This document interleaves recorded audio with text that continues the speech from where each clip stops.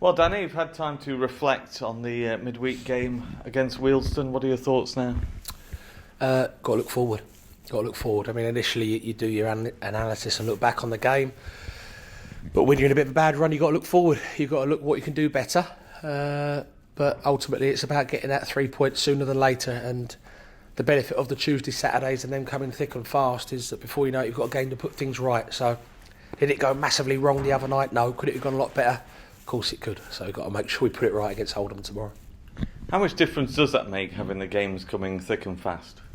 Yeah, I suppose if you've got a load of injuries and you're winning, you think, we could do without a Tuesday, let it have a breather.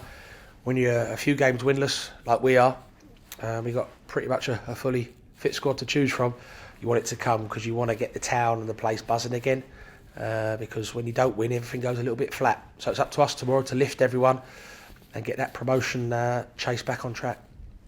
So Oldham, another well-established football league club across the years, the first Premier League club to come down to the National League, just shows you the strength of the league. It does, and I think they're getting 7,000 and 8,000 every week. Our crowds are ridiculous, Notts County, Wrexham, so it's not non-league, is it? Let's get it right. It's a big league, but then again, you play teams like Wealdstone the other night, who are, all due respect, notoriously been a non-league team, and they give us a good game, so we can't take anything for granted. Certainly not against an Oldham team tomorrow, who have got their own, things to worry about. They want to stay in this league, and we've got to make sure that we maybe put another nail in their coffin, but at the same time, get our form back on track. They've not found it easy, as have a lot of clubs when they've dropped out of the Football League. But appointing a new manager in David Unsworth, and he's obviously looking to arrest that slide. Yeah, and it takes time. I think they've had a few good results recently, and obviously he's someone who's managed Everton briefly and played at the highest level, so I'm sure he certainly knows what he's doing. And him and his backroom staff will want to come here and cause an upset, because even though we're on a bad run, we're still in a good position in the league. So we'll be going into it favourites. We've got to make sure we earn that tag. And how do you assess them as a team?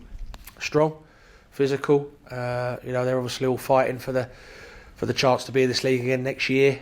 They've got some good players. They've got a lot of players. They've recruited. Players proven at this level. So there's pressure on them in that sense from their own supporters. They're a big club. Big expectations on them. But we do our research, but it's about us really. We've got to make sure we get our goal scoring back on track and stop conceding the first goal.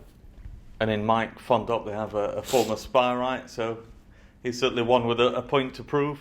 Yeah, he didn't play the other night. Come on, I think against Gateshead. So whether they bring him back or not, we'll wait and see. But I think it was reasonably popular here as a player, so he'll want to come back and show we made a bad mistake by letting him go those years ago. Now, 3 changes made in midweek, and that shows you the value of having a squad to choose from and being able to keep things fresh. Yeah, I think really it's one of them where the manager doesn't want to change a winning team.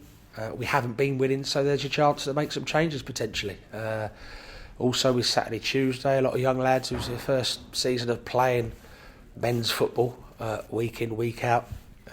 So their bodies are going to feel it a little bit, but yeah, we'll discuss today what we're going to do tomorrow, and nail the team down this afternoon, and whoever we put out will give their all and as I say, get those 3 points and get us back on track. And what's the news from the treatment room ahead of the game?